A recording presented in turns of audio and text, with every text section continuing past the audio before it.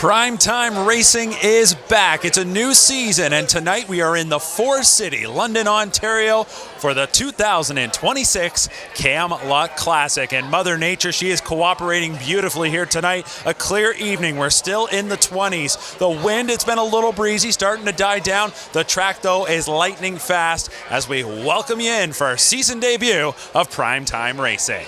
Hello everybody, my name is Mark McKelvey. So happy to have us back once again for another season. Joined tonight by racing analyst Bo Ford. And Bo, a beautiful night. Like I said, Mother Nature, she certainly delivered here this evening. Yeah, it definitely did. A fantastic crowd, as you can see behind us here. The weather this week in general has been awesome here in Ontario. We're going to kick it off too with what looks like an awesome group of mares. Absolutely. We've got 3 races coming your way tonight here on PrimeTime Racing, and it's all going to kick off with the Forest City Pace. After that, we'll have a preferred trot, and then we'll get to our main event. It is the Camluck Classic. But without further ado, let's take a look at the field for the 2026 Forest City Pace. A great group of pacing mares here as you get a look at the field of 8. Plenty of talent, a deep group, a competitive contest here. We were talking before we came on the air, Bo, just about the different avenues you could go. Who's catching your eye here? Yeah, it's one of those fields you look up and down, you get, the trailing post 8, Talk Curtin. He comes from the razor sharp Dave Maneri barn, gets a guy like Jason Bartlett down to drive, $365,000 made last year,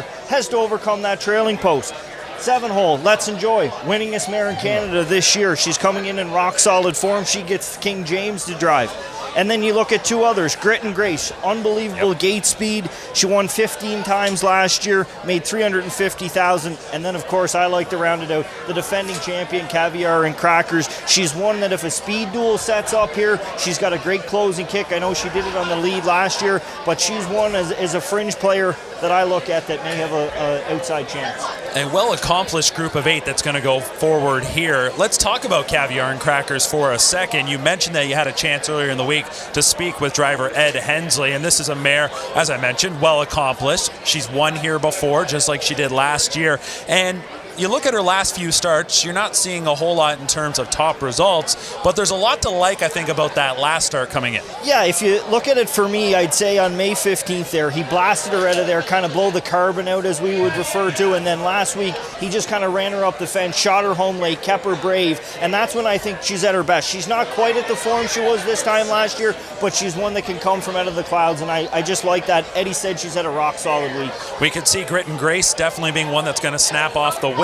I like the number 8 Talk Curdy to me, but you mentioned about that trailing post and just how things are going to shape out for this one. Jason Bartlett, though, just a terrific 2025, and he's parlayed that into so much success already in 2026. And earlier tonight, he's already won a race here at Western Fair. So if there was a driver that's going to be able to map out that winning trip from the trailing post, I like my chances with Jason Bartlett in the 8 Talk Curdy to me. It's going to be a fun one here. We're wasting no time. We're jumping into the action. And as always, when we're here in London, we go up to the eye in the London sky for the call, that being Shannon Sugar Doyle. Sam Filion, Caviar and Crackers, Ed Hensley, Let's Enjoy, James McDonald back to your spot, Talk Curdy to me, Jason Bartlett into the stretch. The final edition of the Forest City Pace. We'll see it as the so much more in 2027. Here they come. They're off! Grit and Grace to take them on out of there. Let's Enjoy stepping on the outside, was second, pushing on through though. Raptors won. Secures a pocket ride here as they bend onto the backside. Grit and Grace will be the front end speed here tonight. Second best for Raptors 1. Let's Enjoy on hold in third. Gap slightly in fourth was Perfectly She. Coming ahead of Blinded by Delight. Going third to last was Talk Curdy to me.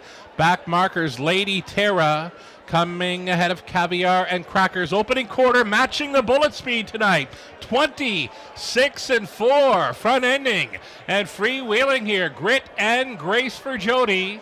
Second best, the big long shot. Raptors 1. Here comes Let's Enjoy. And James McDonald puts this mare in play with a lap to go. A toe up for Talk Curdy to me. Fifth along the inside for Perfectly Chic. The half was over there in 56 seconds flat. Bending on to the 5/8 with Grit and Grace leading. Let's Enjoy trying to come to her.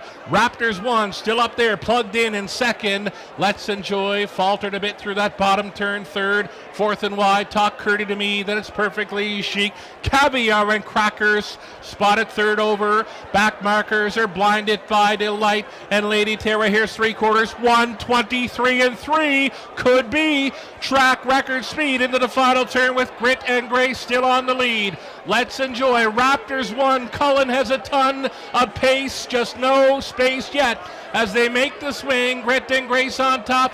Raptors 1 set to get a shot here late. Talk Curdy to Me on the wide side. Caviar and Crackers coming late. Too late though. Grit and Grace from Manitoba, and Jody has her home and cooled second best for Raptors 1. Coming on to take third, defending champion Caviar and Crackers. Track record for mares 1:52 and 2 belongs to Grit and Grace.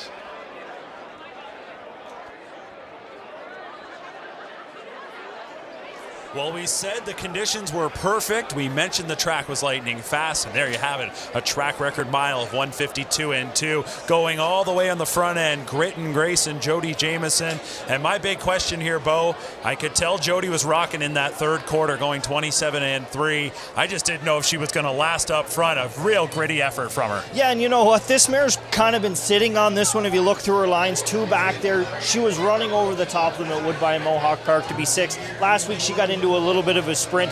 Thing about Jody Jamieson is, and I'll attest to this, he drove one for me last week, probably needed a start, he said. I said, yeah, but I wasn't passing up the best half-mile track driver in Canada, and that's what I think Jody is. You know, from Prince Edward Island, he comes home to Old Home Week. He knew exactly what he was doing tonight. He gave them a breather in the second quarter, sprinted away in the third quarter, and kind of put them away, fended off Cullen and Raptors 1, who went a big trip, solidified that 2-hole. It just was too much to overcome in the late steps. Yeah, not going to take anything away from Raptors 1, because that was a real good trip manufactured by Travis Cullen to get that 2-hole ride behind Grit and Grace, and then push late at 30-1 to finish second. They'll certainly take that. Caviar and Crackers, your pick. Again, I thought coming off that last turn, if the front end's going to stop here, she's looming. She just had a long way to come. Yeah, she raced good, and it's one of those trip scenarios that didn't work out. You know, we watched Let's Enjoy. She struggled a little bit in the turns here tonight going the speed. Talk Her to Me didn't really fire when Bartlett moved her. You're at the mercy of the pace when you draw 6. You get away last. I think that, if I was the connections of that one at 22-1, I'd be more than ecstatic with the way she raced tonight. So it is Grit and Grace, as Sugar Doyle mentioned, for Manitoba. Lorraine Ray, the owner-breeder of St. Claude, Manitoba. So I'm sure we got some viewers tuning in tonight across the country, no doubt about it, as we are live here on PrimeTime Racing. And as always, Jody Jamieson, he loves to interact with the fans, and we got a great crowd on hand. We've got a real nice broadcast location up on the patio here at Western Fair, and with all the fans in behind us and those crowding the rail, they're going to get a great look at this 5-year-old mare, Grit and Grace, as she delivers in the Forest City Invitational. And you might have caught it right before the race went. Sugar Doyle mentioned this is the final edition of the Forest City. As recently it was announced, this race will be renamed for the outstanding So Much More, the multiple O'Brien award-winning mare who has just been such a pleasure to watch for several seasons, one of the toughest mares we've seen in recent memory. Fitting that they're going to name this race for her. I know her connections local here to the area, and last couple of weeks, I guess it was ago, she was inducted into the Western Fair Wall of Fame. So certainly very fitting this race will be renamed for her. Yeah, no question. That is a mare that started her ways in Prince Edward Island, came up here, and just worked. She started here, right? I think it might have been in the Forest, or in the City of London at Classic the time, is where she started, and then it just kept snowballing and snowballing to be who she's become. I mean, she's a household name in harness racing around Canada and North America. So to have a race named after her, it's very fitting, and, you still look at her right up to the end. She was still so game every night that she went behind the gate. Well, there's Greg Blanchard, and he's standing by with winning driver Jody Jamieson. All right, Jody Jamieson greeting the crowd here, and luckily Grit and Grace, she is a true pro, very well-mannered. And Jody, you came in last year. She came into the race last year and was a bit of a surprise. Here, we'll let Jody greet everybody here. No worries, Jody. Enjoy it. This is what it's all about. Jody, I was going to say, last year she was a bit of a surprise coming into this race. This year, though, it looked like you had full confidence. There was no surprises with her this year. I think the only thing last year was I had the 7-hole, and I really needed to be. Eddie got his horse off the gate good last year. He had an inside draw from me, and he let me go, and I had to let him come back around. But this year, everybody knows who she is now, and there was no sense taking any prisoners. I saw James out there, but I know that's a good filly, but you know they're all beatable when they're outside 4 turns. So I wanted to ask, was that the game plan as soon as the draw came out in terms of going to the front and trying to take no prisoners? I mean, in all seriousness, the game plan when Mike said he was bringing her up here was to go down the road, and that's what we did. And then we got the 4-hole, which is the beautiful draw here. So, and Gracie finally get some kudos here. How fun is it to be back here, the track where you cut your teeth and win races like this? Oh, there's nothing like it. I mean, it's awesome. Look at the crowd, you get to say hi to everybody, and it's just awesome being here, Greg. All right, we'll let you go celebrate with the winning connections. Grit and Grace, a Forest City Pace masterpiece, 152-2. Sugar. Right on. Thank you, Greg. Congratulations. Well, thank you so much, Greg, and great to hear from Jody Jamieson. You called him the best half-mile track driver in Canada. I agree with you 100%. The accomplishments for Jody, a future Hall of Famer, and you hear about the game plan. They came here to go down the road, and I mean, sometimes it doesn't work out, but when it does like that and everything comes together for the connections, that's got to be a great thrill. Yeah, definitely. And, as Greg kind of alluded to, it was a little bit of a coming out party for her here last year. No, she didn't get the job done, but since then it just kind of snowballed, and everybody knows who she is now, so she gains a little bit of respect. And Jody came with a game plan. It doesn't always work out, but when you have gate speed like her, like we talked about off the top, it makes it a lot easier to make a plan and stick to it. And Stretch does a great job with this. Mary took his time getting her back to the races after a well-deserved rest, and she was just kind of sitting on this one. And I think that if you got Stretch and talked to him, he'd say this was a game plan all along. Have her ready for tonight. Absolutely, and she's going to deliver here. She is a popular winner, had plenty of backing. 450 to win, 270 to place, 220 to show. How about Raptors won there? We talked about the great trip she got courtesy of driver Travis Cullen. 1660 to place, 750 to show. And Caviar and Crackers, and she went off at a long price again, and there she is delivering a top 3 finish, 690 to show. $58 for that $2 exacta. So some good returns there and a great performance. In fact, it's a track record performance for Grit and Grace. She does have a career best mark of 149.3 and one of the best horses to ever come out of Manitoba. She's a daughter of I'm the Pied Piper. For owner breeder Lorraine Ray, Michael Kwinowski, Stretch in the winner's circle. Of course, he had no sleeves on. He'll enjoy this victory. So let's bring you back to the desk here now and sort of reset. It was a rush of a start here as we welcome you to PrimeTime Racing. Mark McKelvey and Bo Ford. And Bo, bringing you in here tonight as our racing analyst. You've had a real nice run since coming here to Ontario, and sitting in front of the camera, obviously familiar with that as well. But talk a little bit about your journey and some of your recent racing success. Yeah, you know what, Mark? It's been a lot of fun, and it's went really well. We're at a little bit of a low point here right now, but that's the business. You go through the highs and the lows, and the great ones can stick it out and find a way, and the other ones, well, it's all about the horses you have, the people you surround yourself with. I've been very fortunate since I've come here, to learn off of other people. That's what it's been all about, and I keep thinking back to a conversation, and it rings true on a night like tonight with Dave Maneri when I first came, and he's like, I want to be with the Ron Burks and the Pierre Engblom's of the world. Well, I came here to be with the Jody Cullens and the Dave Maneris of the world, and I think early on it came easy. Now it's a little bit harder, but it's been a lot of fun. I'm really excited to be here tonight and back on the desk. This is a very familiar thing with me from back home, so it's good to switch up the routine a little bit, still be involved with the races, but on the other side of it. Well, we're very happy to have you with us here tonight. And like I said, it's a sport that has its ups and downs. And when you peak and deliver those performances you're hoping for, again, it's a big thrill. So Bo's with us here all night. We're glad that you're with us all night, as it is the 2026 Camluck Classic from the Raceway at Western Fair District. More coverage as we start to tee up the big race when we come back.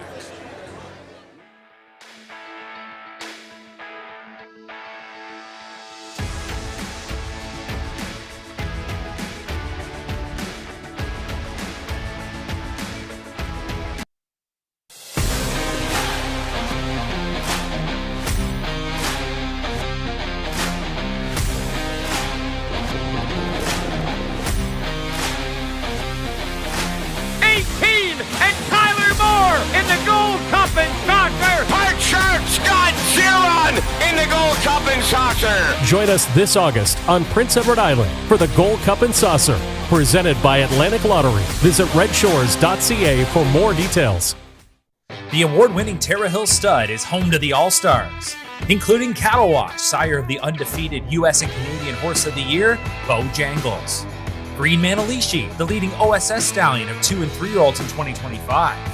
Terra Hills is also home to Dan Patch Award winner King of the North, who is set to unleash his first crop in 2026. And of course, the perennial leading sire, Muscle Mass, whose sons and daughters have now earned over $90 million.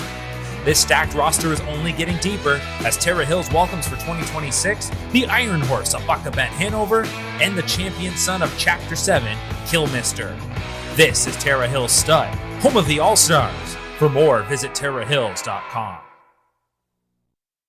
The annual Lexington Selected Yearling Sale is the centerpiece of the Lexington experience.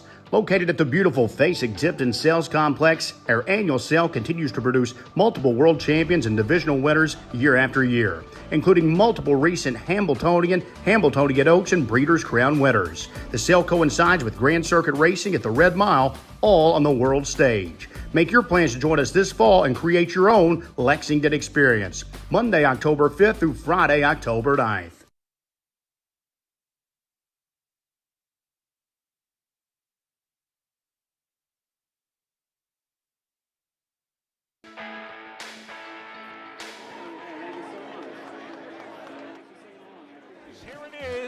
It is 1:23.3, track record speed into the final turn. Gia Surreal and so much more. They're going bridle to bridle, toe to toe, and So Frisky sticking with them. Mystifying has come from last, and she shows up in fourth with an eighth of a mile left to go. So much more. Gia Surreal, Mystifying for an upset. So much more. Rocking the white braid, she's home in the Forest City pace. McDonald on board for Beatson, 153 flat.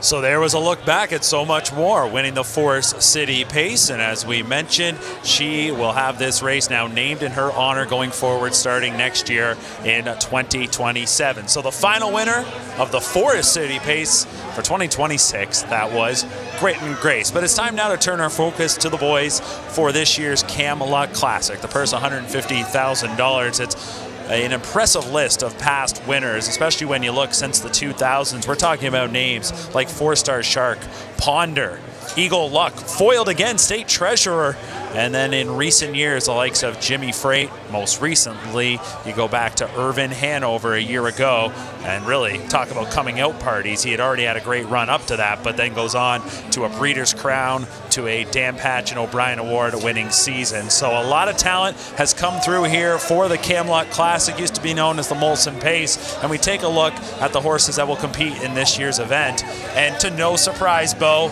they have collected a great group of 8. It's an invitational. Sometimes you get horses that you feel like are fillers. This is a great group of 8 that's going to go forward. Anybody in the world that's in harness racing would love to have one of these horses stand in their stable any day of the week. And it is a really strong field, and it's an interesting field because there's a lot of front horses that show front end speed in here. A lot of horses that like to do their work up handy, and that could set up for somebody to be able to come off the pace. You know, you talk about Irvin Hanover, his coming out party. Coming into this race last year, it was Brew Hanover that had all the talk about him for Dave Maneri, and of course he did get his nose on the line first that night, but didn't get the picture and the trophy. And it's one of those things. Can he bounce back? Can it be his re-coming out party? Because, you know, I don't think Dave, I think if you talk to Dave, he'd say, yeah, he hasn't been at the top of his game, but you look, he's first, second, first. Like in the preferred at Woodbine Mohawk Park, Calico Jack Hanover, another local horse. I said off the top, I seen him out warming up, and I said one of the things that I look for at the Gold Cup and Saucer in Charlottetown is the horses and how they react to the crowd. He was one of those horses that you could see his chest puff out as he came out on the track to say, wow, are all these people here to see me? Yeah, they're here to see me, and he's coming in red hot. Got a really good qualifier underneath his belt last week, 2 in Irvin Hanover. Again, trailing post 8 is tricky, but there's going to be a lot of gate speed. So there's a lot of strategic goes into this race, leading up to it for the trainers, and just as much as the drivers. That's why you see guys come into town like a Jason Bartlett, like a Dan Noble, and get these opportunities to drive in these big races because they're the strategic guys that can engineer these type of victories. As you were talking about Calico Jack Hanover, we had a look at him right in his stall, got a good look in the eye of a horse that has made over $500,000 in his racing career and proven in stakes contests on a half-mile track. It was last year that he won the Charles Juravinski Memorial, that race for 4-year-olds over at Flamborough Downs. He's been red hot this season to kick things off, and I'd be curious to know what Luke Blais' thoughts were for this horse coming into this year, because as much as we talk about the tough transition from 3 to 4, you have to think that transition from 4 to 5, especially a specimen like this, he could be poised for big things. Oh, for sure. I'm sure his hopes are strung very high on this horse. I've liked the way that he's managed him here early on. You know, he had Tyler Jones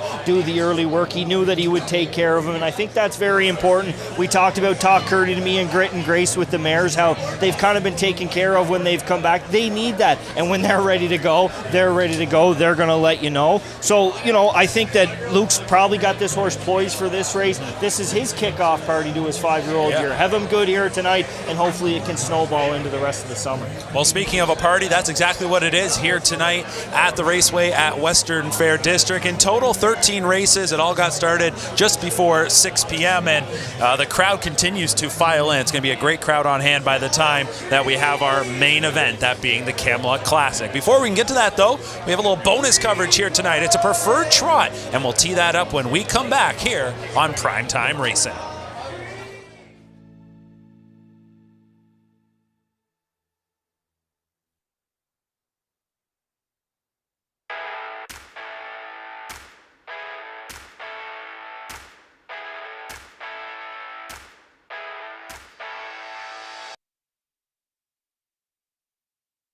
Canada's premier yearling auction, the London Classic Yearling Sale, returns this October.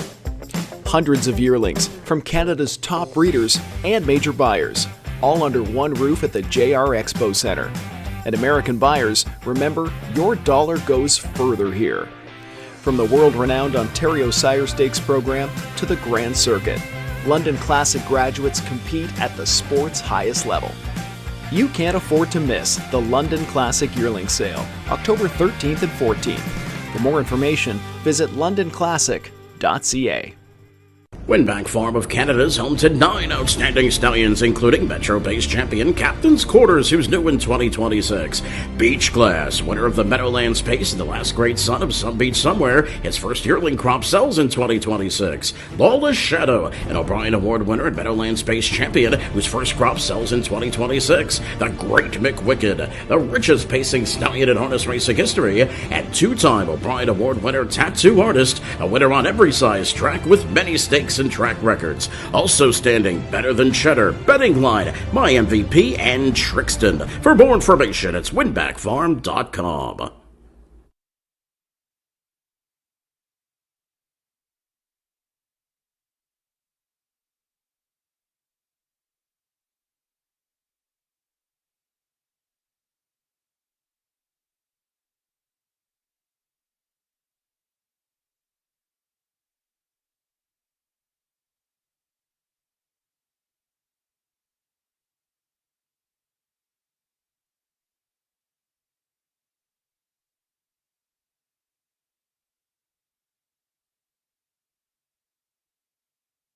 Pokes a nose in front on the last turn. 123, 27 and 4 in the third quarter. Silent Swing looking to conquer Tigerama. They turn for home in the 2008 Molson Pace, and it's Silent Swing, Grand Bend Turbo, Eagle Luck on the far outside. Eagle Luck and Grand Bend Turbo. They're hitting the wire 3 across. It's an upset for the ages as Trevor Henry and Eagle Luck have captured the Molson Pace. It was close for the place. Silent Swing and Grand Bend Turbo over 25-1 for Eagle Luck and Trevor Henry in a Molson Pace monstrous upset, 151-1. Well, there was a look back at one of the biggest upsets in the Molson Pace, now Camluck Classic. Eagle Luck, Trevor Henry, the winning driver, and he'll be sitting behind Poseidon Sealster a little bit later on in tonight's main event. Bringing you back to the desk here at the Raceway at Western Fair District. Mark and Bo with you. And coming up next, we do have a preferred trot contest. This is one of those fun nights, Bo, where it's not just about the main event, the Camluck Classic. It's a stellar 13-race card. We've had Ontario Sire Stakes action earlier. We've had the London Classic yearling sales finals. And then we got a bunch of preferreds in the mix. We'll have the trotters here. And this is one of those races, Bo, that I'm always looking at the horses that are familiar to the grounds here. You get a couple coming from the big track, but for a lot of these horses, they butt heads week in and week out. Well, yeah, and you know what? You mentioned about good card here tonight. Whether you're a young guy or girl getting into the game, or you're a little bit older, these are nights that you want to be at the track and you want to be racing. If you're young, you want to be here to prove yourself. If you're old, you want to feel young again. Yep. It's not about the purses. It's not about the great horses. It's about the atmosphere. It's one of those experiences. And the horses, they can vibrate off of that. That's why when I talk about Calico Jack Hanover, I look for those horses that thrive in that kind of atmosphere. It's the same as a really good hockey player or a really good athlete of any sort. If the more people around, the more they thrive. Our horses, our drivers, our trainers, our grooms are all the exact same way. Well, I go back to just a couple of weeks ago on the long weekend here in Ontario, and there was a massive crowd on Fireworks Night at Woodbine Mohawk Park, and I watched the guys come down the lane, 8,000 people screaming strong. It was just your run-of-the-mill overnight race, but it felt like a lot more to those guys. People want to perform in front of a big crowd. They want to be seen. They want to step up when the spotlight is on. So let's take a look at this group for the preferred trot. As you see the field page up there right now, they stepped out onto the track for the post parade. You're getting a peek there at number 3, Passerino. This is one of the horses I mentioned coming from the big track here to London for this preferred event. Gary Murner, already a winner on the card, and it's Mark McDonald, an O'Brien award-winning driver, very familiar here to London, but it's been over a decade spent south of the border, and now he's returned home. Well, it kind of keyed into me when Greg did the interview with Jody about cutting his teeth here. Well, those are two guys, Jody Jamieson and Mark McDonald. They'll tell you if you don't believe me. They used to run this place, they said. Trevor Henry has something to say about that, but it's one of those things. This horse has raced here in London. Yep. He does show half-mile racing. He has went to the big track, so he's won. You get Mark on him on a half. If I'm going to say Jody's the best half-mile track driver, this is where Mark McDonald cut his teeth to.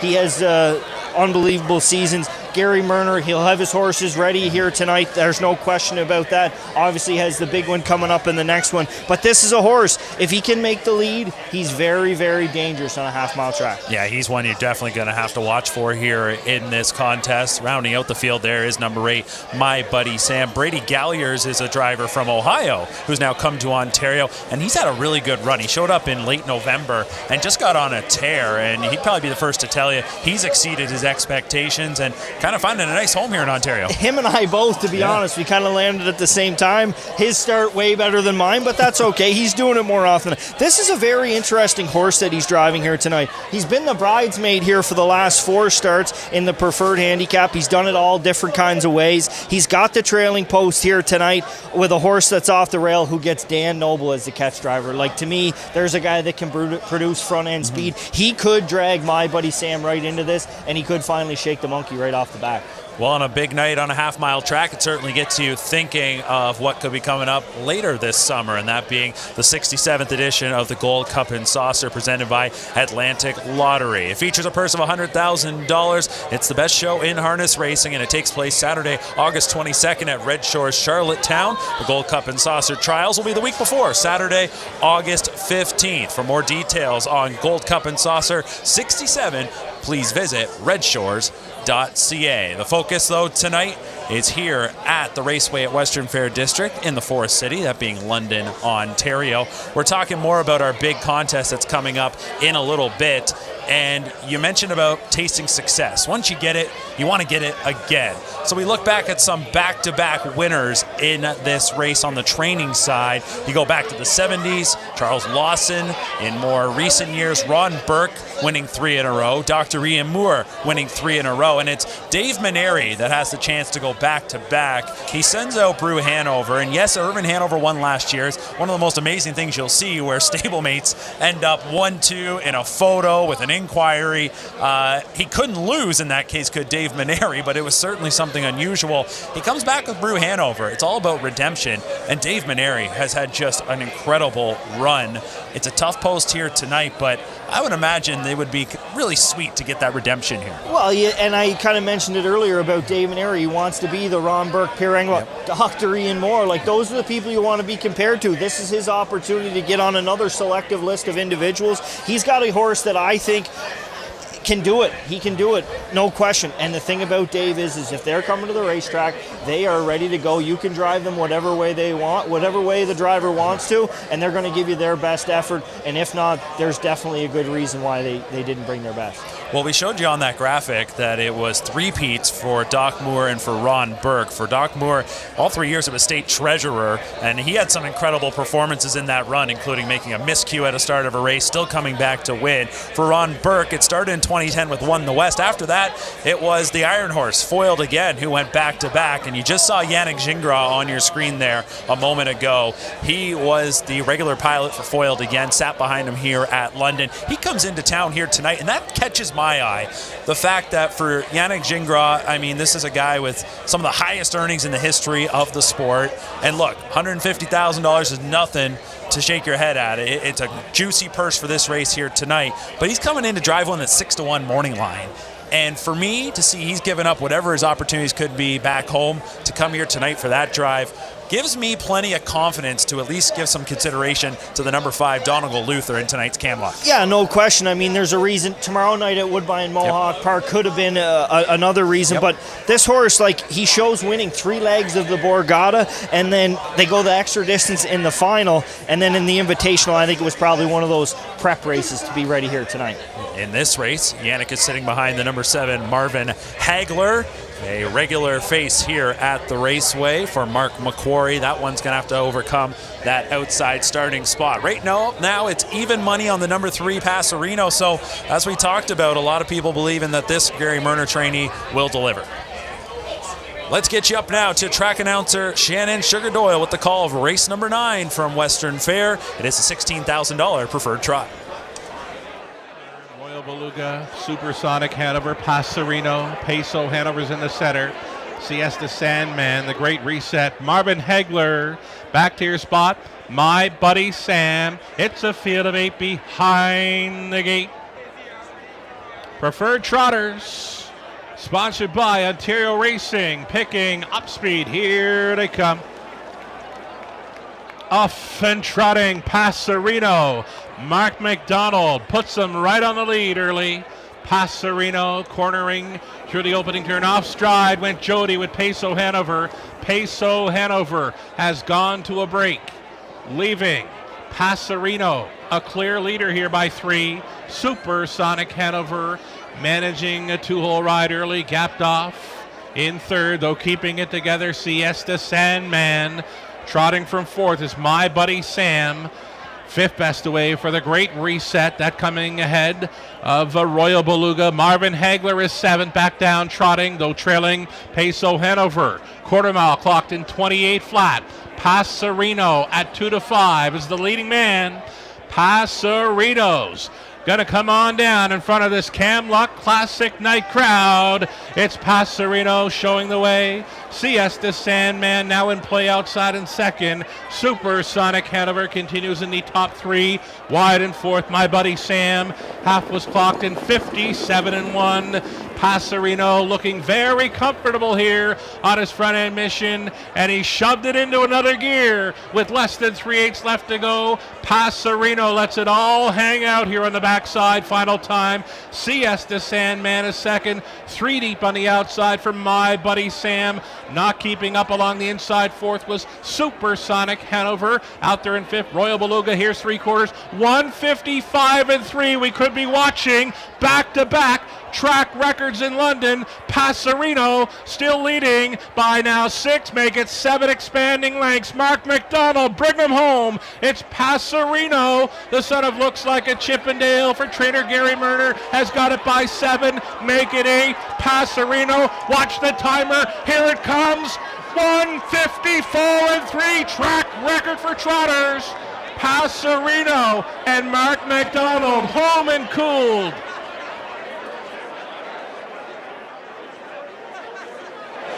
It's back-to-back track record performances here tonight at Western Fair, and this one isn't just a track record, it smashes the previous track record. The Great Reset had the mark at 155.3. He was in this field. No one was touching, though. Passarino and Mark McDonald, who go down the road, they break the track record by a full second, 154.3. And I would imagine there's some old-timers here tonight that have been coming to Western Fair for many decades who probably never thought they'd see a trotter put up a mile like that. That's an incredible mile here. I know the track's great. I know the weather's set up for it, not just tonight, but all week.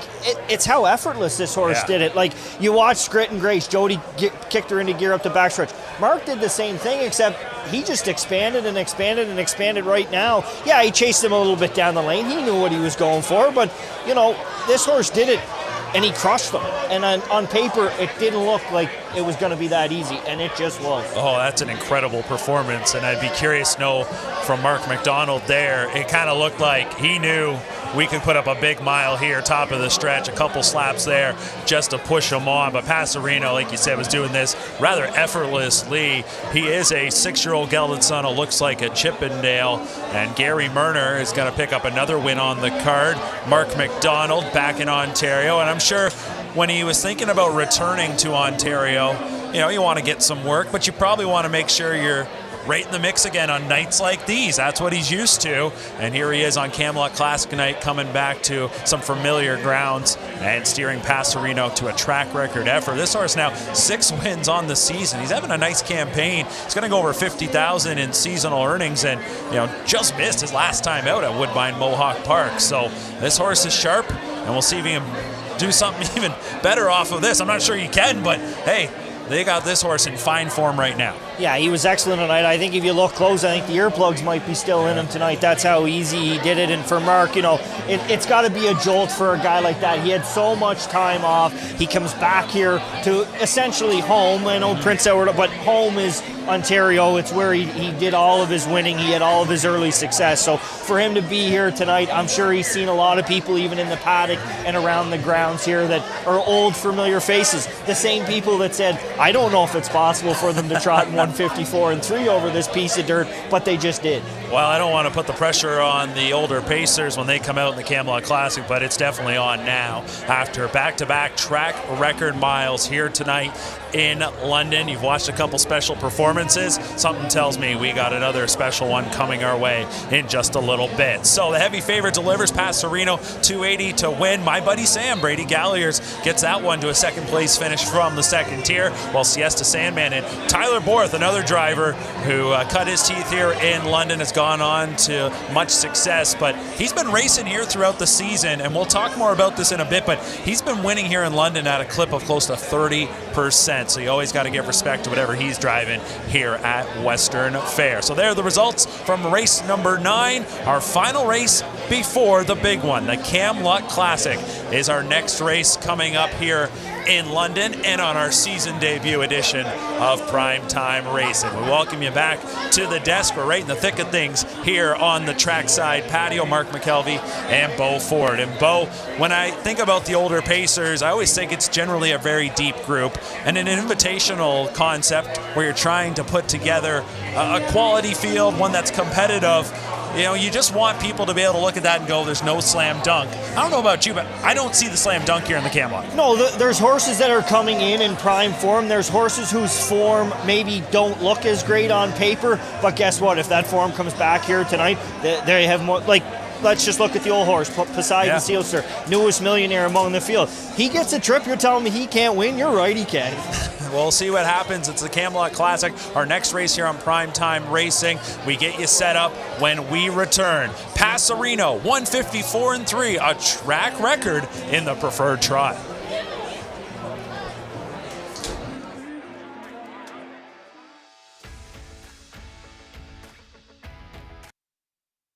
Congratulations to everyone who purchased yearlings at our sale last year.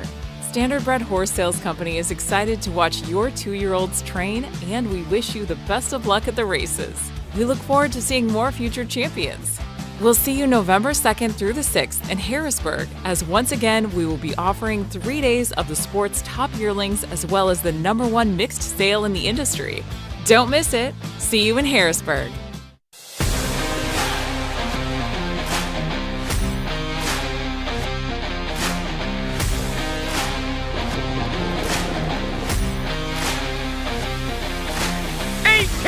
And Tyler Moore in the Gold Cup and Saucer. Hartshire Scott Zeron in the Gold Cup and Saucer. Join us this August on Prince Edward Island for the Gold Cup and Saucer, presented by Atlantic Lottery. Visit redshores.ca for more details.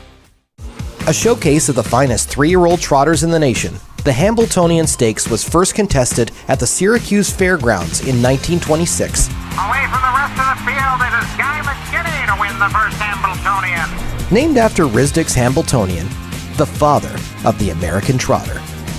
In 1981, set against the backdrop of New York City, the Meadowlands Racetrack at East Rutherford, New Jersey became the latest and longest running host venue, the urban stage for the most memorable moments. And he's pouring it on. McLovell has won. Here's the finish. Too close to call. Operation Hambletonian complete. It's Muscle Hill 150-1, equaling the world record. 10 horses, $1 million, and a dream to be the best.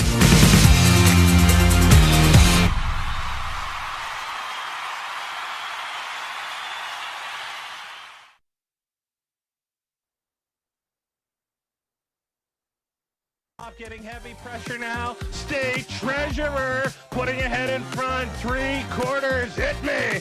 123-1. All bets off. Along the inside is back on top. State Treasurer is second. Evening a pleasure third. PH Super Can. Bartlett is straight back on him, begging for room. Outside to be fifth. Luke in Hanover. 1/8 of a mile left to go. Time to show him if you got him. All bets off. Still there. State Treasurer may have gotten him. Evening a pleasure punching through 3 across. State Treasurer. History in the Molson Pace. A look back at State Treasurer, a 3-time winner of the Molson Pace, now Camluck Classic. A great horse like that, any horse in this game, it takes an entire team behind them. Let's take a closer look at the unsung heroes of the sport, the grooms.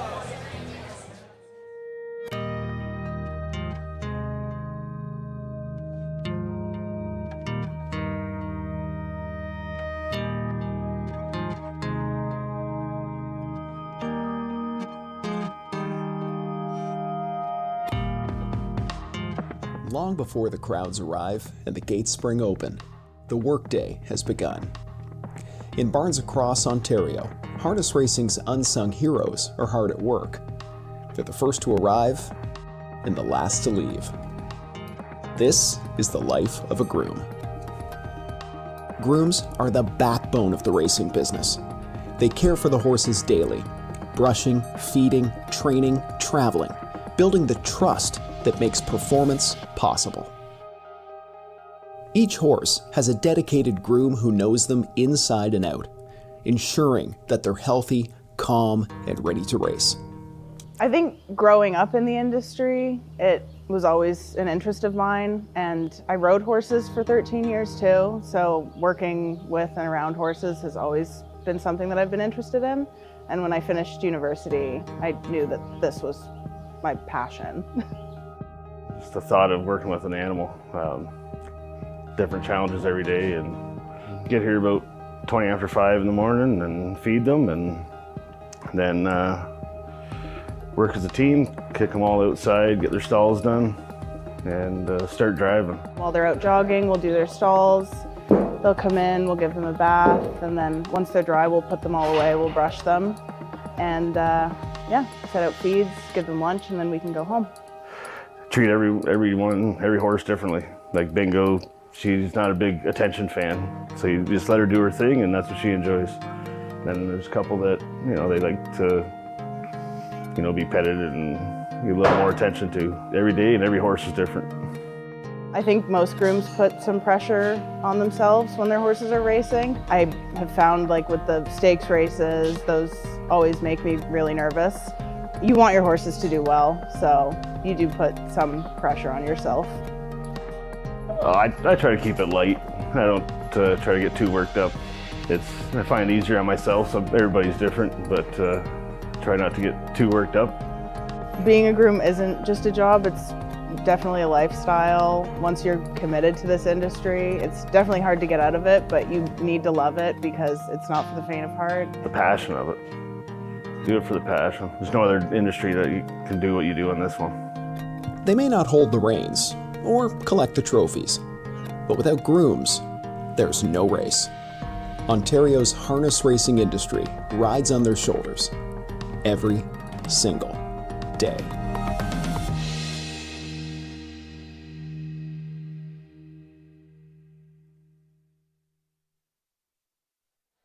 Always great to show love for the grooms, Bo. You know it takes an entire village just to get one racehorse to the track. Behind every good horse, there's a good trainer, a good driver, but most importantly, it's 95% of good grooms.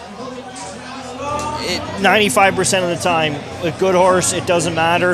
If they don't have a good groom, you're not going to get full ability. They know the horse in and out. They do an unbelievable job. If you have a good groom, you're that much closer to success. You look at all these horses that are standing in the paddock that we're getting a look at, and every trainer's going to tell you they got a top-notch groom on each one of them.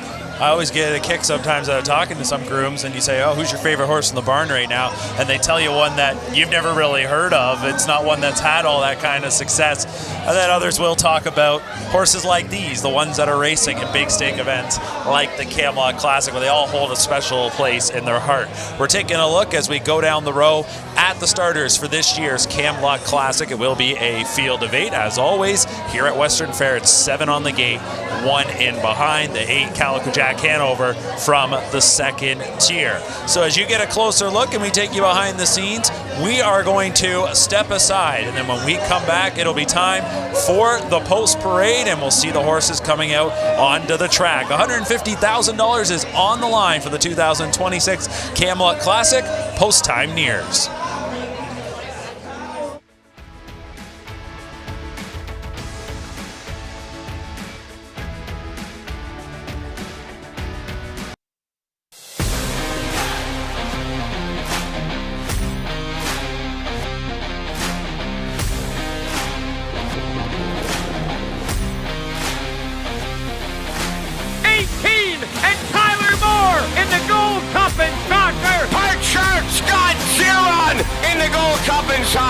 Join us this August on Prince Edward Island for the Gold Cup and Saucer, presented by Atlantic Lottery. Visit redshores.ca for more details. The award-winning Terra Hill Stud is home to the All-Stars, including Cattle Wash, sire of the undefeated U.S. and Canadian Horse of the Year, Bojangles. Green Manalishi, the leading OSS stallion of 2- and 3-year-olds in 2025. Terra Hills is also home to Dan Patch Award winner King of the North, who is set to unleash his first crop in 2026. And of course, the perennial leading sire, Muscle Mass, whose sons and daughters have now earned over $90 million.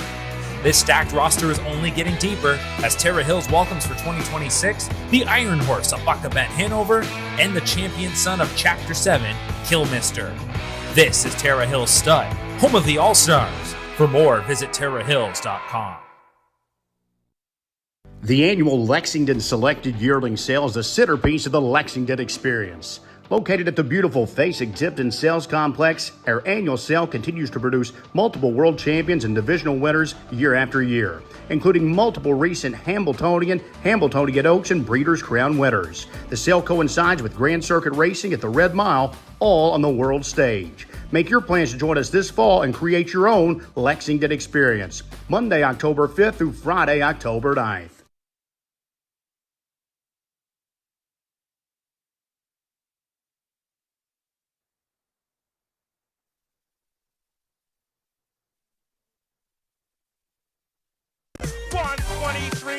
They're all still in it into the final turn.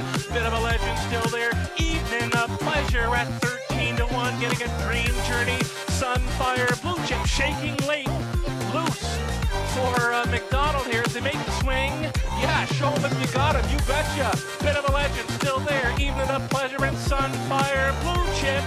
Bit of a legend comes home to win the Molson Pace. Strapped in for Trenton, second best. Evening of Pleasure, then Sunfire, Blue Chip, Rockin' Ron, Rockin' in Heaven, Clear Vision, Fool Me Once, Night Pro 151. Well, another trip down memory lane, and it is almost time to make some more memories in the rich history of the Camluck Classic. The call to the post just happened. The horses are starting to step out onto the track for the 2026 edition, and with that, we will meet the field. And kicking things off will be an Ohio Invader. You talk about success on half-mile tracks. Dan Noble, he just wins races. He's been setting records as of late, winning races at Northfield Park. In fact, he won 11 races in one card, pretty much unheard of, actually tied a North America record. And that's where we start with number 1, Helium. He is a 7-year-old gelding. James Morris and Dennis Owens are the owners. Christy Noble trains, Dan Noble drives. This horse is putting together a big-time season. 7 wins and 12 starts. 2 seconds, 2 thirds in the mix. Mark of 50-2 over a half-mile track at Northfield. And last year, he put up one of the fastest miles of all time, 1:46.4. Here's a look now at Poseidon Sealster, one of the war horses in our game. Trevor Henry for trainer Don Lindsay. Yeah, this is a horse. He just went over $1 million. He was at home last year for the Gold Cup and Saucer. Had the dreaded 8-hole. He went one monster mile that day. He's just got so much backlash. I know it probably killed driver Bob McClure to book off of this horse. He says he's one of his favorites. That tells me that he's 2 fingers. He's so easy to drive. That puts the ball in Trevor's court. He can drive this horse whatever way the race unfolds in front of him. And we know Trevor, he knows this track just as well as anybody. And this horse is known for a good bounce-back performance. Last time out, he finished 8th, beat 12 lengths at Woodbine Mohawk Park. But certainly with his resume and what he's shown now into his age 9 campaign, you never rule him out. Here's number 3, Lou Hill. Jason Bartlett was the top earning driver in North America last year, winning a Dan Patch Award as the U.S. Driver of the Year. Trainer Per Engblom, owner breeder Tom Hill. Lou Hill, a 5-year-old gelding, has won 6 of 10. 9 of those 10 starts, he's finished in the top 2. He's coming in off an invitational win at Yonkers, another horse that loves the half. That win jumps off the page to you. Like you talk about a horse coming in fine form. 150, 26-3 over Yonkers. That is cooking it. And this horse, Jason Bartlett, he's been out here a couple of times here. He probably has a real good feel. Per Engblom, another guy, just wins races. So I think this is one of those horses that is coming in, showing fine form. So we'll see what he can bring to the Western Fair District here tonight. Next up is number 4, Chase H. Hanover. Tyler Borth will steer for trainer Corey Stratton. 2 wins in 9 starts. Another horse that's been racing primarily at Yonkers, was competing in the Borgata Series, where he chipped away over the course of that series. Hasn't had too much success getting to the winner's circle in those 9 starts until most recently. So he's coming in off a win. He's a horse ready to go. It looks like Corey Stratton took that horse to the Poconos for braving it up for this race, and it probably didn't go the way he had hoped. He's parked over a half in 55-3, 26-2 out of the 6-hole. He's still able to hang on and win, and the big thing with these horses, with one that's made $408,000 just last season, if you can get their confidence ticking back in the right direction, that's where their form can start to come into play, and this may be a horse that likes Canada Air here tonight.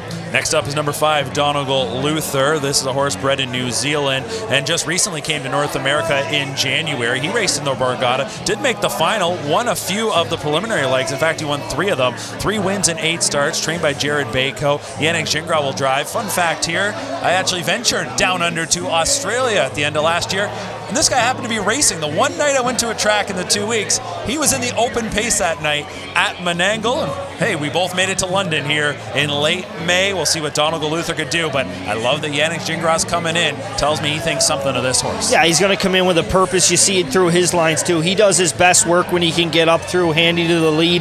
A horse that looks like last time out, maybe they just said, okay, we're going on a road trip here. We'll just stick him to the cones. Hopefully he paces through the wire. Another way to braven one up and have him ready to rock and roll here today.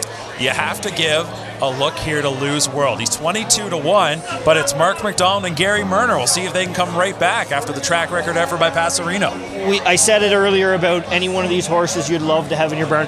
This is a prime Saturday night horse in Canada. Doesn't matter if you're at Mohawk, doesn't matter if you're in Charlottetown. If you have this horse in your barn, everybody's going to take notice, and he's going to do things like he did last week where he goes out and he wins in 49, lifetime best. So talk about a horse coming in good form. This horse isn't better than he was last week coming into this week. Well, if you like all that, you're getting 25-1. Again, it is a deep group for the Camluck Classic. Here is Brew Hanover. We talk about the redemption storyline after last year finishing first, placed second in just a wild finish with his stablemate Irvin Hanover. He goes for Dave Maneri, James McDonald. It's a tough draw here for this pair, but I have to think if somebody can make it work, it's got to be the 5-time O'Brien Award winner as Driver of the Year, James McDonald. Yeah, and he's coming in with good connections here. Like we said about Maneri, he's coming in 421 training average. They come to the track ready to race. James is just going to have to engineer something out for this horse. I think he's coming in the best form he's shown here in 2026. Second, and then he breaks through last week,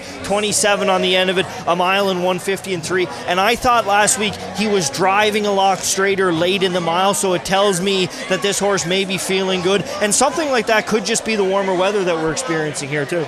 Final horse we will meet, number 8, Calico Jack Hanover, Bob McClure for trainer Luke Blay, and Determination. That group has combined for some major wins over the years. You talk about Hambletonian, you talk about the Breeders' Crown. Calico Jack Hanover, the son of Captain Treacherous, now into his 5-year-old season, and he ripped off 3 straight wins at the open level at Woodbine Mohawk Park, most recently on May 2nd. Few weeks off, qualified last week. He was involved in a wicked mile with Irvin Hanover, who won the qualifier in sub 150. Calico Jack Hanover, second tier, but this is one that I've really got my eye on.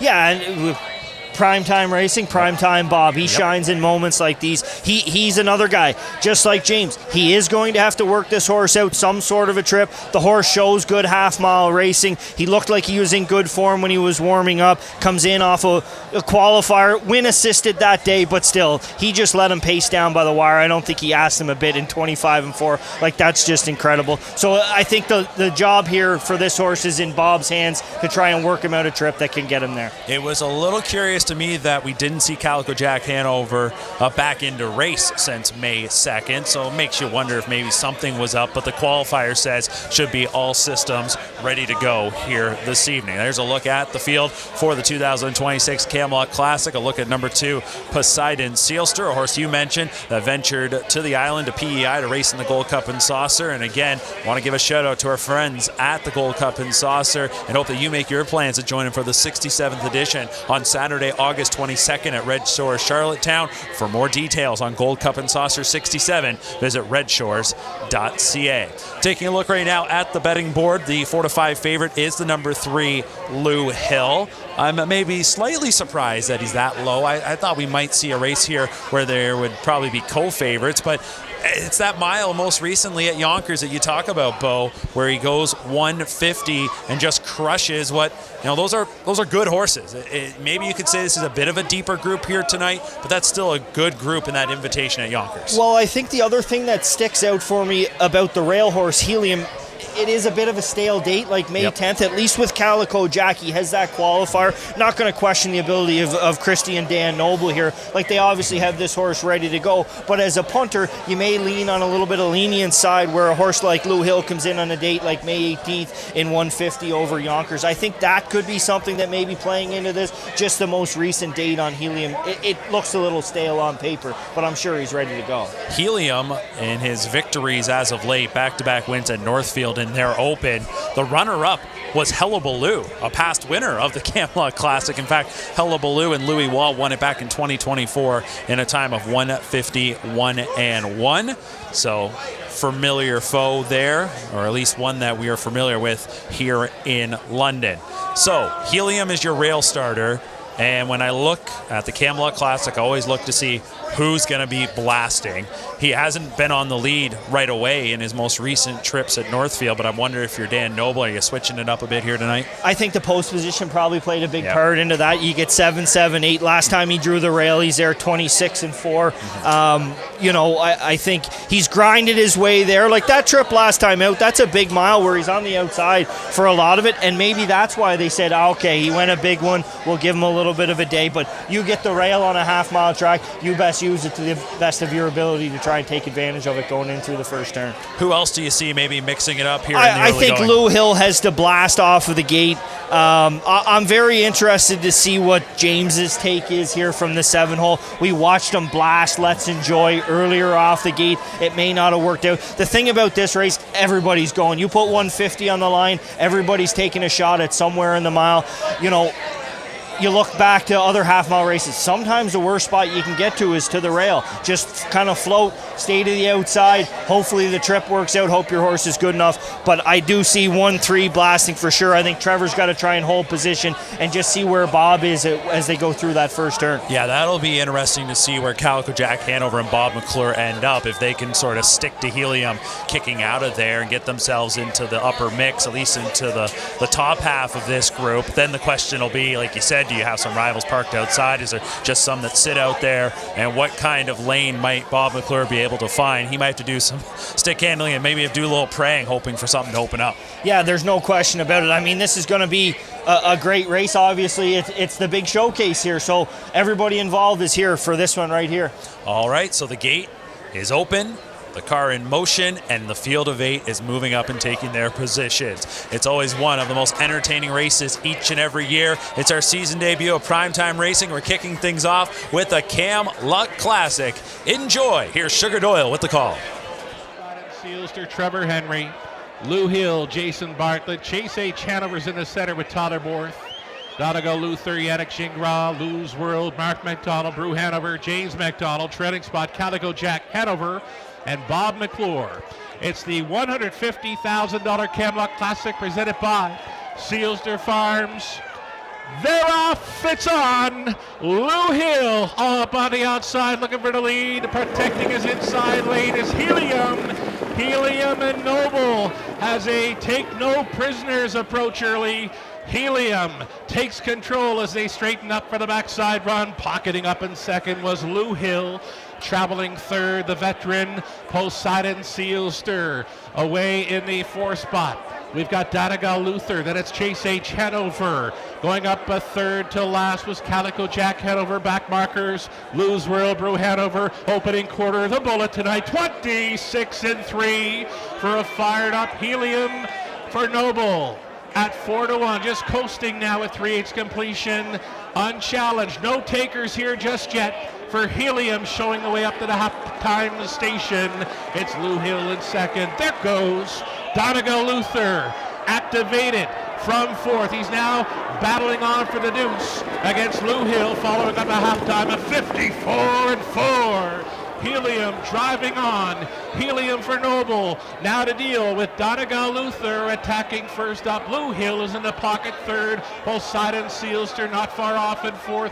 5th and wide, Calico Jack Hanover. Then it's back to Lou's World along the inside. Chase H. Hanover, nothing yet from Brew Hanover. Over 3/4, 122-4. Helium chased up into the final turn. Donegal Luther at his wheel and challenging. Lou Hill all dressed up with no place to go in third. Calico Jack Hanover switching 3 wide for this drive home. Into the stretch, they turn and burn. Helium on the inside. Here comes the pocket rocket, launched up late by Bartlett. Lou Hill on the outside wins the Camluck Classic. Helium second, Calico Jack Hanover third, maybe Poseidon Sealster fourth. Brew Hanover was coming late. 151-2. Lou Hill, Bartlett on board for Englom and Hill. The 2026 Camluck Classic goes to Lou Hill and Jason Bartlett. They blasted out of there. It was quite the sprint into that first turn with Helium. Helium from post 1, though, gets the top. Pocketing up was Jason Bartlett with Lou Hill. The question was just going to be, Bo, would he get out? Yeah, it goes back to the race from last year. Almost a carbon copy till midway through the last turn, and you could see where Bartlett was going to get that seam, be able to get his horse to the outside. Once he got him out off the wheel and he kicked those earplugs, did this horse ever pace forward? And, you know, he's motionless here at the wire. The horse in the lead, he did a lot of work. He had to fight off, and it's a big quarter. I know it's 26-3. That first 8th, man, they were smoking. Those wheels would have been spinning in that first turn. I was watching some of the other horses in behind to see where they were, and they were pretty spread out. You look at a horse like Poseidon Sealster, there was no way he could shut out Lou Hill from getting that pocket spot because he couldn't keep up to Helium, who was just absolutely flying to get control.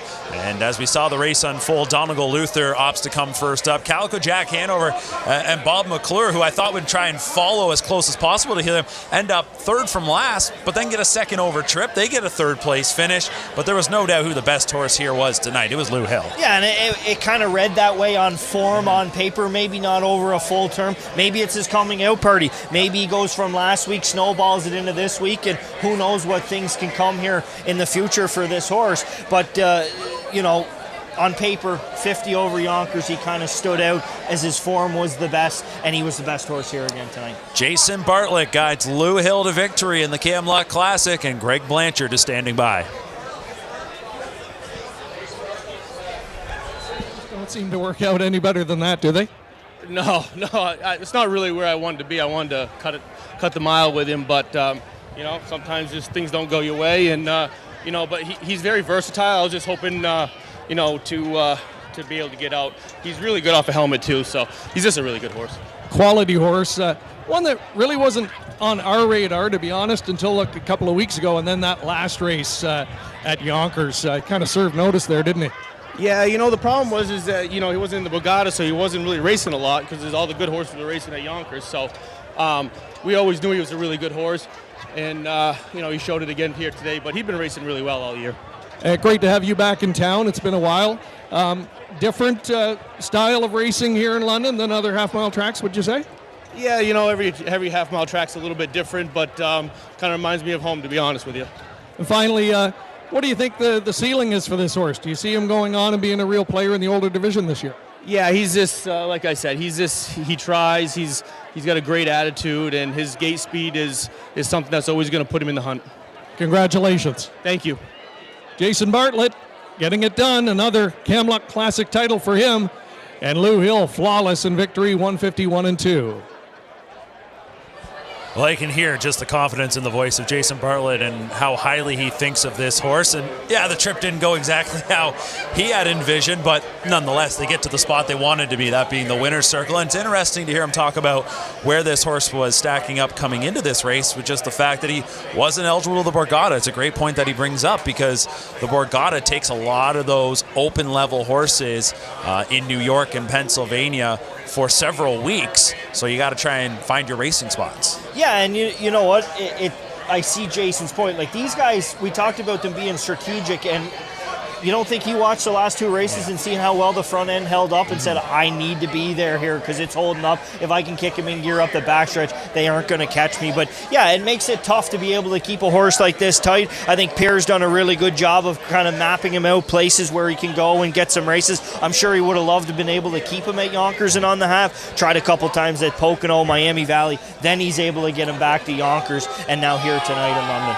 Well, just back on May 2nd, the last loss that Lou Hill suffered, he lost by a nose in just a thriller of a contest at Miami Valley against Prince Hal Hanover, and we've seen what he's gone on to already do this year at 4, so it just shows where he stacks up. Let's go back to the winner's circle. Special, folks. All right, here with Per Engblom, winning trainer. I wanted to get a quick word, Per. Is this your first time in London? I actually been here before. I think 10 years ago when I worked for Jimmy, we were up here racing this race, and but it's been 10 years. Okay, Sunfire Blue Chip. Exactly. Super. So you know the kind of horse it takes to come here and compete. So you obviously had a lot of confidence in this horse that he'd be a big player tonight. Yeah, his last two starts has been great. Actually, the whole year has been great, but the last two starts at Miami Valley and last week at Yonkers, he was really sharp. So when he put up a mile like that, I really wanted to come up here. Half-mile specialist or a horse that will be just as competitive on the bigger tracks? He's very versatile. He can win from the lead, outside, from the pocket. He's just a good horse. Who have you got here celebrating with you? This is my daughter, Emma. Congratulations, Emma. What do you think? I don't know. Congratulations, Per. Great to have you here tonight. And yeah, that is one of the more impressive victories in the Camluck Classic we've seen in a number of years. Lou Hill for Per Engblom and Jason Bartlett. You know what, Emma? I don't know a whole lot either, but I know that Lou Hill was awesome here tonight. 250, 210, 210. I guess I also know the public was all over this guy. Well, I think if he had asked Pierre that question, he might have said, how are you feeling? He might have said, I don't know yet. You know, it's a pretty big thrill to add this to your resume. He's kind of come and made a name for himself here, and picking up these races only make you that much more hungrier, the key to success. Well, I'll be really curious to see where Lou Hill goes from this, and if we can see him knocking heads in these Grand Circuit and graded stakes races throughout the course of the season, because it sounds like it doesn't just have to be sticking to a half for this guy. As Lou Hill wins the 2026 Camluck Classic. It's a mile tonight of 1:50, 1 and 2. So there goes our streak of track record miles, but it's one of those races when you're locked in second and you're just looking for room. It's kind of out of your hands how fast you're going to go. Yeah, and you know what? I feel like sitting out here, the weather has shifted a little bit in the last, since the trot race went to the big boys went. I feel like it's gotten a little bit cooler. Maybe the wind's coming from just a touch of another direction. It can make the biggest difference. And in the other races, what we've seen is big third quarters. They really raced. And in this race, Lou Hill's locked in. He was ready to rock and roll up the backstretch. He just didn't get the opportunity to, which, you know, it's unfortunate. You're always striving for those record books, but I'm sure if you ask the connections, they're just happy with the check. It does not matter. 75,000 Canadians coming their way as Lou Hill wins the Camluck Classic. We will talk more about what we have seen here tonight, and guess what, folks? We're with you till the bottom of the hour, which means I think we're going to be able to squeeze in one more race. Yes, a little bonus coverage on this season debut of Primetime Racing. Don't go anywhere. Lou Hill, your 2026 Camluck Classic winner.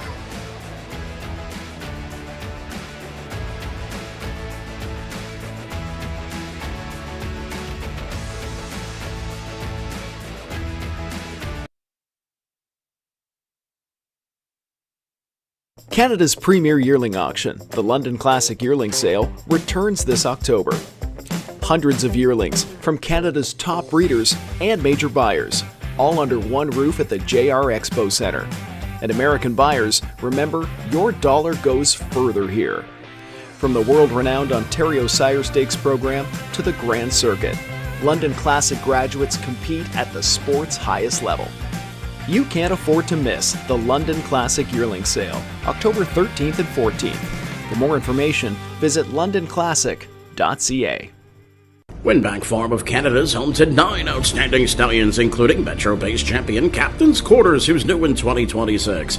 Beach Class, winner of the Meadowlands Pace and the last great son of Some Beach Somewhere, his first yearling crop sells in 2026. Lawless Shadow, an O'Brien Award winner and Meadowlands Pace champion, whose first crop sells in 2026. The Great McWicked, the richest pacing stallion in harness racing history, and two-time O'Brien Award winner Tattoo Artist, a winner on every size track with many stakes and track records. Also standing Better Than Cheddar, Betting Line, My MVP, and Trixton. For more information, it's winbackfarm.com.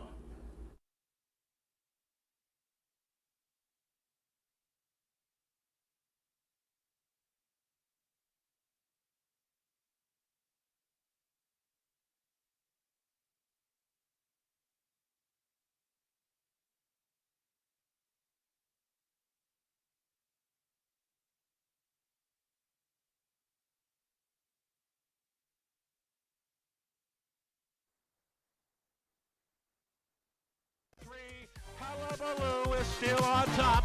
Blue Hunt tried to come to him. Poseidon Sealster saving ground along the inside. Boy Drive, Hanover took the high road. They make the swing for home. Show him if you got him time in the Camluck Classic. Hullabaloo still there. Line Drive, Hanover, he's coming to him. Hullabaloo needs the line. Line Drive, Hanover, Hullabaloo.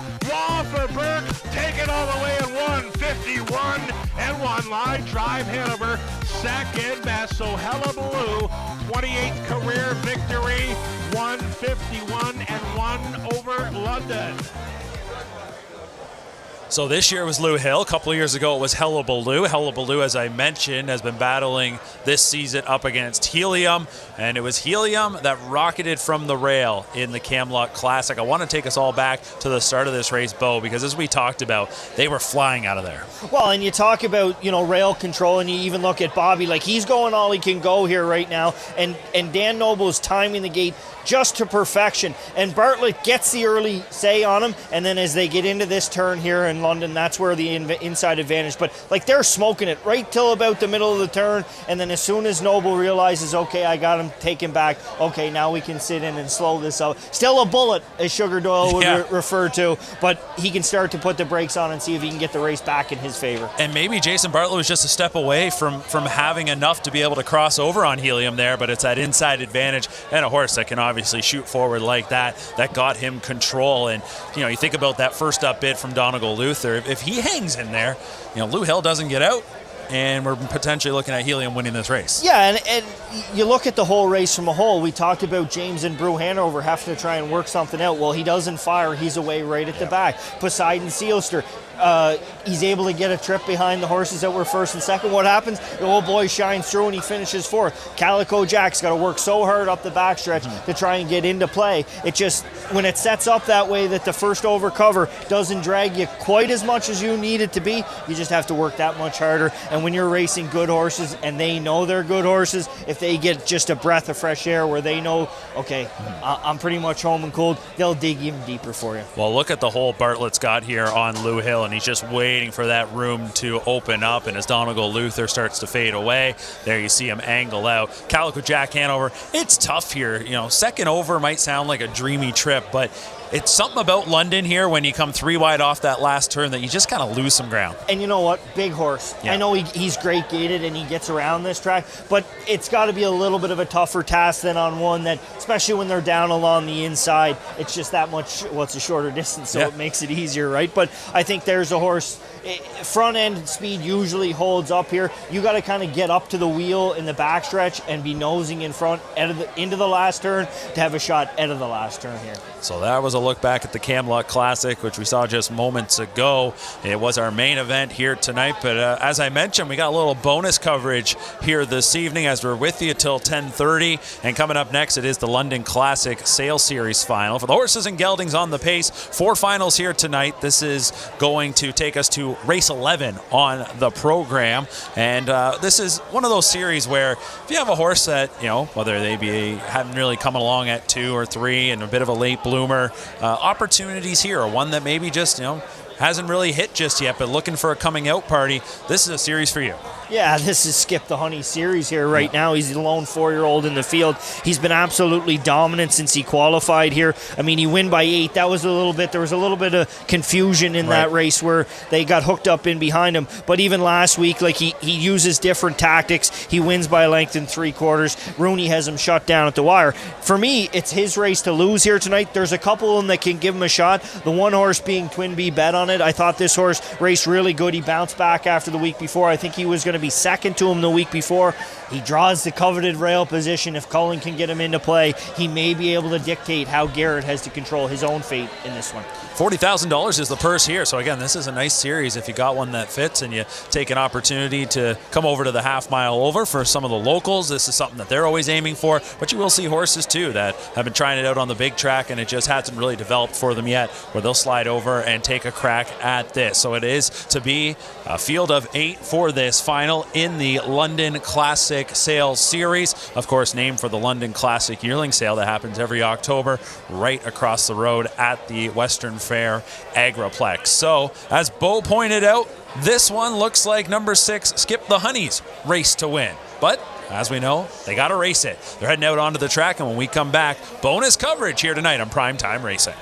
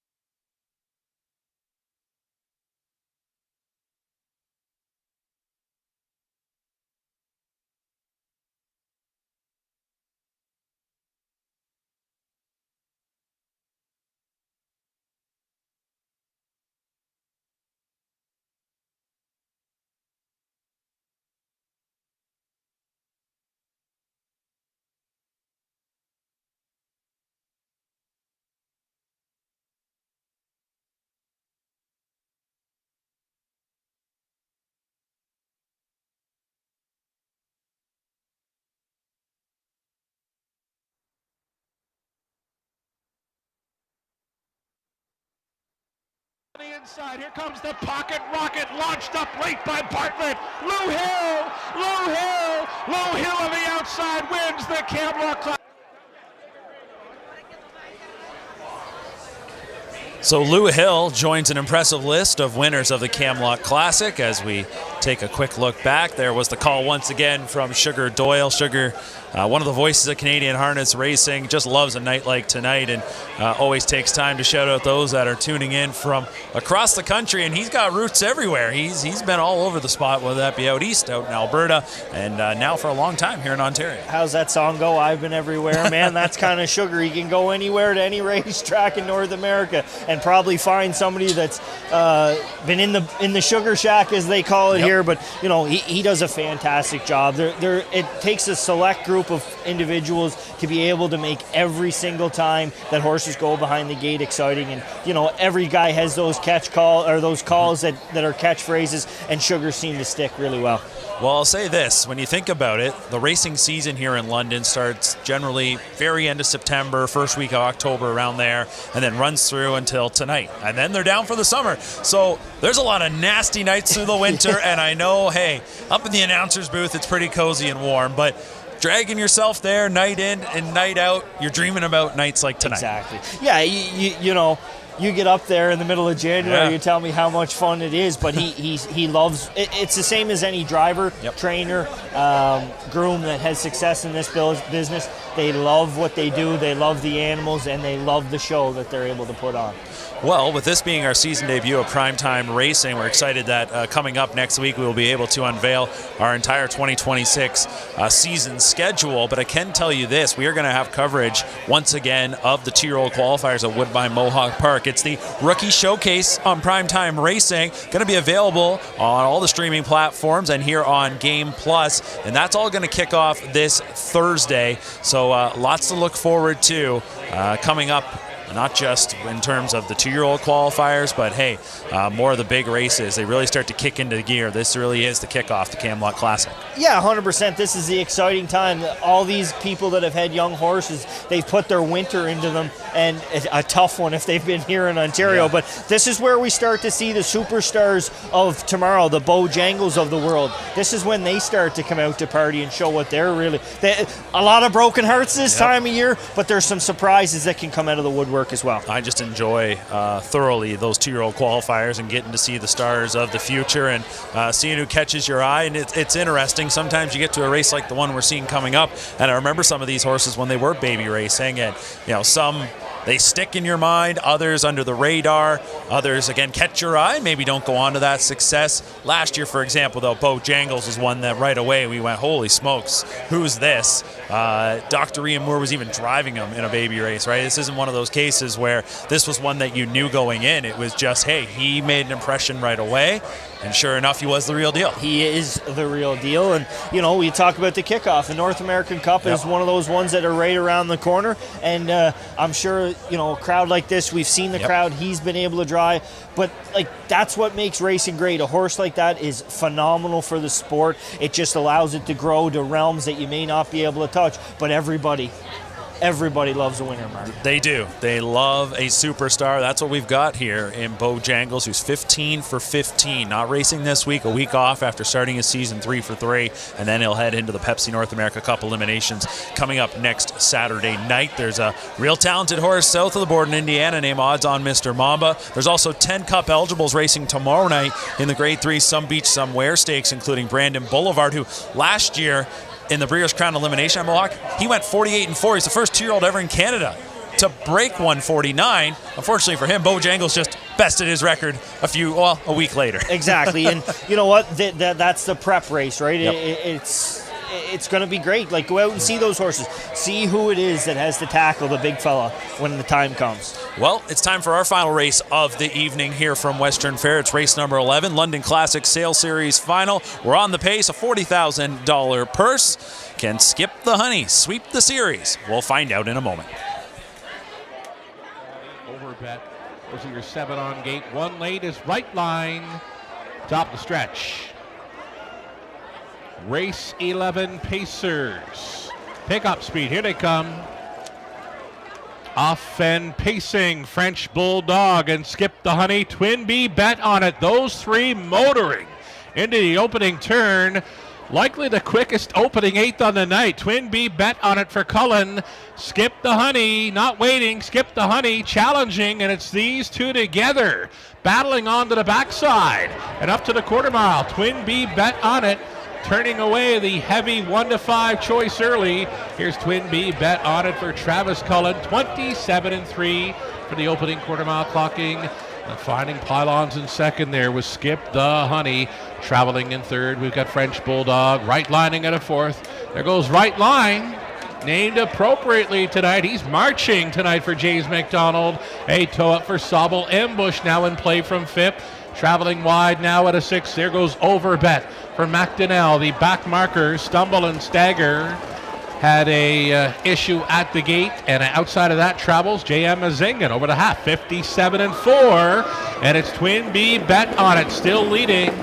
Challenged on the outside now. It's the first up challenge by Right Line for McDonald, gapping slightly in the pocket. Skip the Honey out there in fourth. Sobel Ambush in the top five. Overbet buried along the inside. French Bulldog up and by 3/4. And it's Twin B bet on it. There goes Sobel Ambush. Ambushing the field indeed at 3/4, 126-3. This is a 35-1 long shot for Austin Sorey, now leading. Twin B bet on it. Here comes Garrett Rooney on his horse. This is Skip the Honey now in play. He's found room late, and he's coming up against a Sobel Ambush in the final stretch here. Skip the Honey. He's a homebred prince of Greg Drew, and now he's a London Classic Sales Series champion. He wins it. Twin B bet on it. Appeared to be second. Then the Sobel Ambush was there with Overbet. 155-4. Skip the Honey finds a way once again to remain perfect in 2026. Well, now 5 for 5 on the season to Skip the Honey. It is the series sweep, but again, one of those races, it wouldn't be exactly how Garrett Rooney drew it up. He was going to need some daylight, and it was an interesting race in terms of, as Sugar mentioned, they were smoking out of there again. Travis Cullen clearly wanted command, and then for Garrett Rooney, it was, okay, kind of at the mercy of the one in front of me and what the others are going to do. Yeah, Cullen dump plugs, use that rail control. If you're going to beat him, you're going to have to get him locked and blocked and hope to turn it into a sprint. James had other ideas. He comes and he pushes the pace. Austin 3 wide with a big push up the backstretch. Twin B bet on it, actually battles back to get a piece of it, but Skip the Honey, just that much the best. Garrett gets him out 3 wide around the last turn. He's one of the only ones, I think, come from off the pace with a move like that and just drive away from him. So 1-5, he does deliver, but again, things were a little interesting there. We saw some great races here tonight. Congratulations to our final winner of the evening, Skip the Honey, for owner, breeder, trainer Greg Drew, and Garrett Rooney, who does the driving. So that's going to put a bow on our season debut of Primetime Racing. Another wonderful night, as it always is, for the Camluck Classic here at Western Fair. Bo, we appreciate you joining us here tonight. Hopefully enjoyed being on the desk with us, and any final thoughts on what we witnessed here? No, just these are what nights in harness racing, they're the key signature nights. It's what it's all about. It's the atmosphere behind us. It's the horses coming out to play. There's a great shot of a horse that came out to play. 3/4 of that is what that horse experienced here tonight, and feeling the vibes in the paddock and everybody being engaged and happy and positive. And it's just been a great night to be able to be here. First time I've got to experience this night, so it's been good. Well, we're glad that you joined us. We really appreciate it. Hope to see you down the road, and we know we're going to see you down the road coming up this Thursday. It is our debut of our rookie showcase for 2026. We'll be up at 9 a.m., so get that coffee, get that breakfast, and make sure that you tune in. But our season is underway, and it started with a bang. Lou Hill, Jason Bartlett for trainer Per Engblom add their name to the past winners of the Camluck Classic. They take the 2026 edition. Thanks so much for joining us. We'll see you coming up on Thursday for the Rookie Showcase. You've been watching Prime Time Racing.